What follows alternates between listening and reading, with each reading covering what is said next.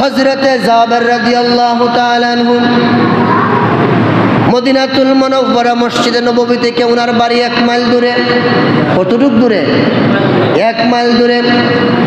প্রতিদিন 5 ওয়াক্ত রৌদ্র বৃষ্টিতে ভেজে উনি 1 মাইল দূর থেকে পায়ে হেঁটে হেঁটে জামাতের সহিত নামাজ আদায় করার জন্য মসজিদে নববীতে যান। সুবহানাল্লাহ বলেন। কিন্তু ঘরের কাছে 100 কদম, 10 খাইক লাগে মসজিদে আসতে। নামাজ আমরা আইনে আসিনি না নাই? আমার ভাইয়ারা, নবীজির সাহাবী জাবের রাদিয়াল্লাহু তাআলা আনহু রৌদ্র বৃষ্টি অপেক্ষা করে মসজিদে যাতেন নামাজ জামাতের সহিত পড়ার জন্য। কোনো এক সময় মসজিদে নববীর পাশে একটু জায়গা খালি হলো। যা বললেন, ইয়া রাসূলুল্লাহ, 1 মাইল দূর থেকে পায়ে হেঁটে হেঁটে মসজিদে আসতে আমার অনেক কষ্ট হয়ে যায়। ইয়া রাসূলুল্লাহ, মসজিদে নববীর আঙ্গিনায় তো সামান্য জায়গা খালি হয়েছে, আমি এটা কিনবো যাতে আমি এইখান থেকে তাড়াতাড়ি মসজিদের জামাতের সহিত শরীক হতে পারি।